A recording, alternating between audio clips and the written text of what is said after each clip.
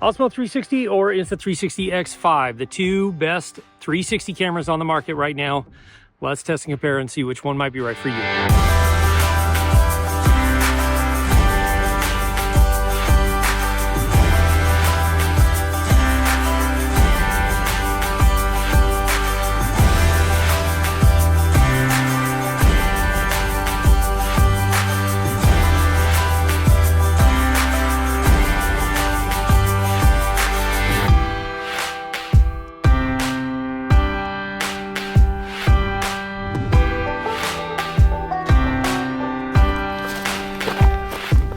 And just in case you're wondering, nobody gave me either of these cameras. I purchased both of them, my own money, all these opinions are my own. Nobody's sponsoring this video.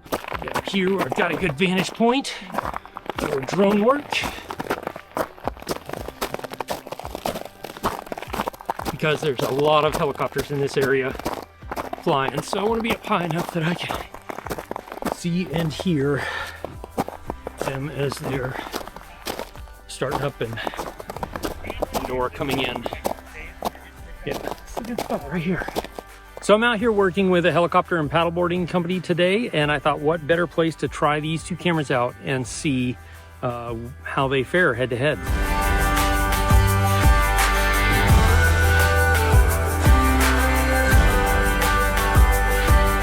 So this is a good dynamic range test. The sun is behind me, got bright white snow and black stuff. How's the dynamic range on the Osmo 360? Generally, DJI does an amazing job. And then this is the X5, Insta360 X5. Same thing, dynamic range test. Super bright, backlit, sun, shadow, black stuff. How's that looking?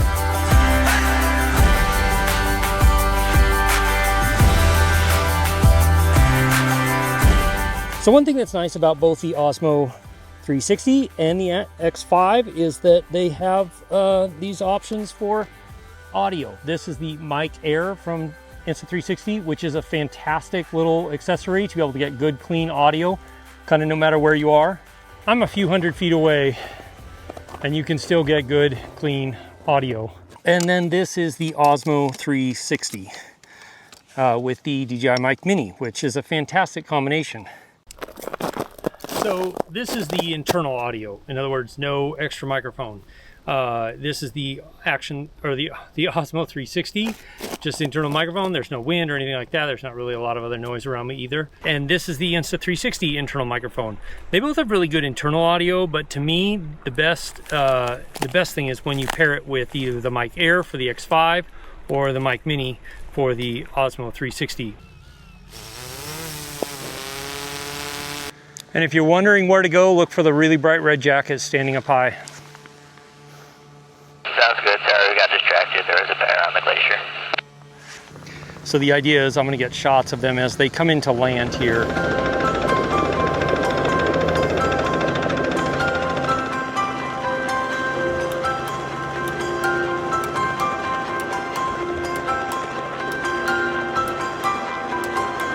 So one of my favorite ways to use 360 cameras, and this is any 360 camera, is for BTS shots. And it's really nice because you really don't have to think about where you're going to aim it, or frame it, nothing. Just get it on your camera or whatever you might be filming with, and then you get a behind the scenes angle.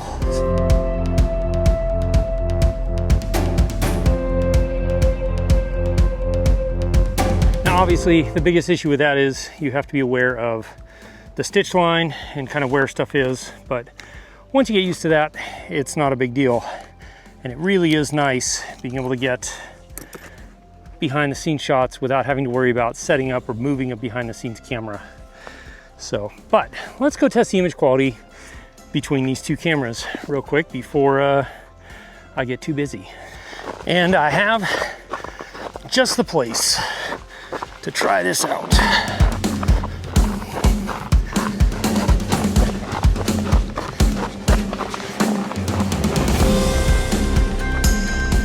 And this is a good stabilization test. So I'm running through the ice here, trying to find my spot.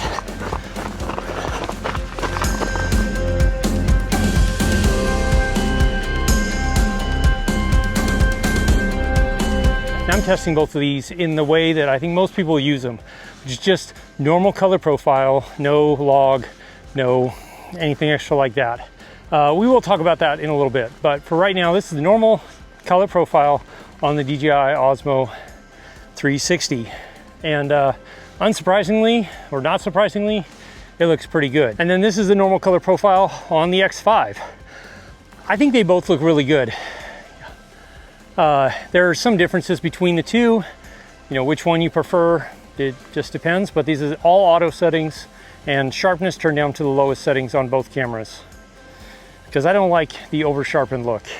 I do a little sharpening in post. Now both of these cameras have a dedicated night mode. It's pure video on the X5, which draws from the Ace Pro 2, and super night on the Osmo 360. I don't have a lot of night right now because I'm in Alaska and it's still summer, but I did find this really cool glacier ice cave, and it's actually very dark in here. Now my only issue with any of the night modes that come on action cameras is there's a lot of processing, and personally I prefer to process in post when possible.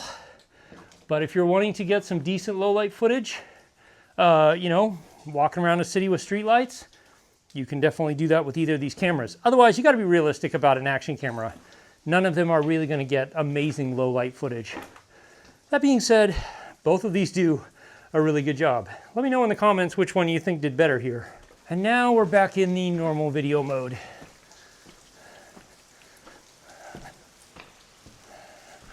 I love glacier ice caves. They are so freaking cool.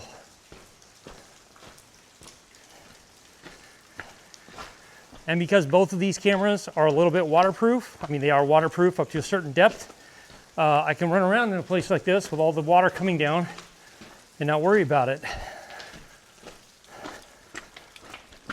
Oh, except for when it goes right down your back.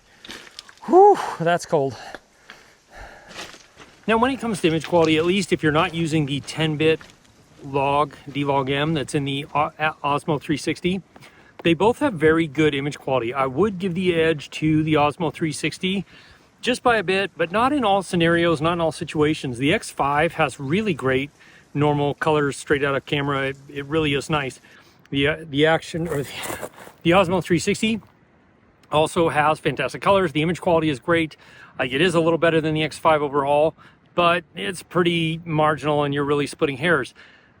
You do have the option for 10-bit log video, which is a big deal if you want to match this up to other cameras, but I don't feel like most 360 cameras are to the place yet where you can use them in a professional setting where you would need that log. I think most people are using these as a point and shoot camera. Well, not even point and shoot, just a shoot and then reframe later camera.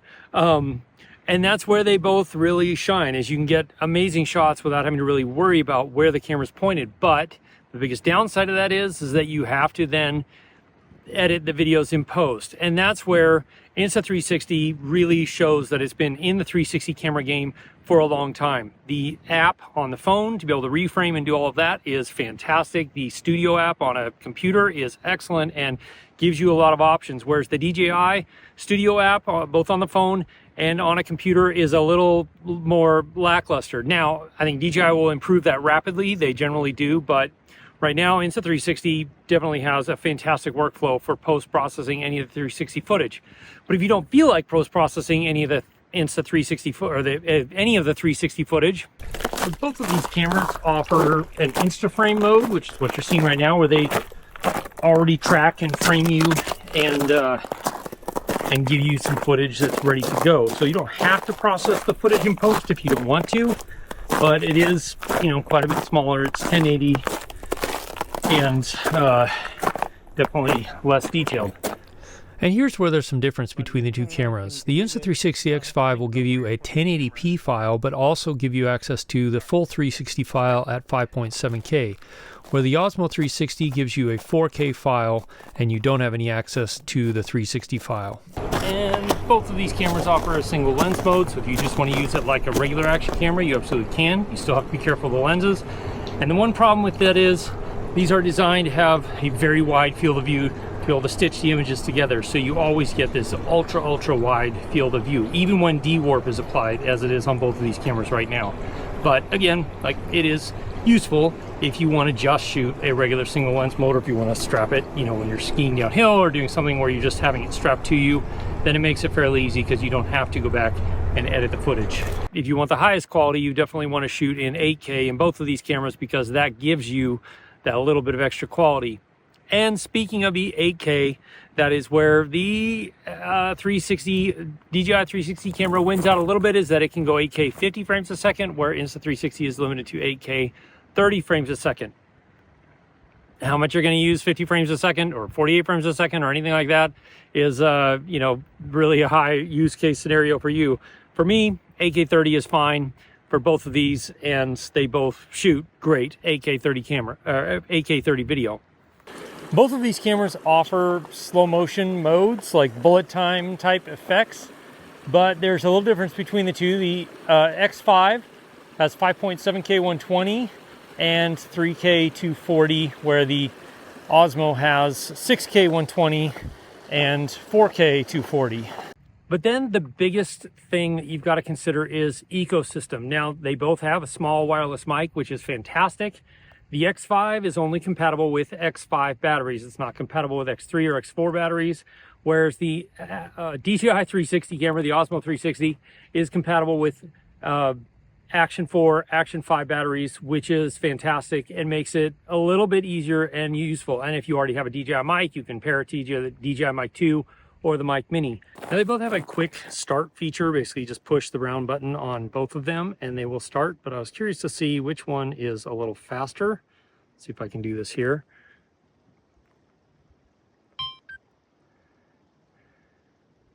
And when you turn them off in that quick start mode, you have the option for both of them to keep it from powering off all the way, which is really nice. But as far as quick start, I feel like they both started up just about the same.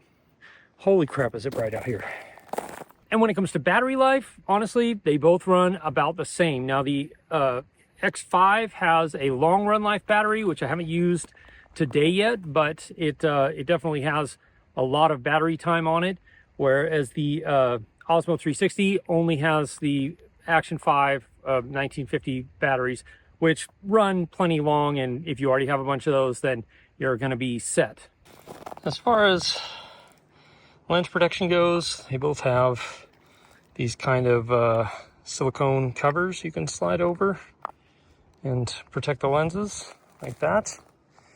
But there is a big important difference between these two.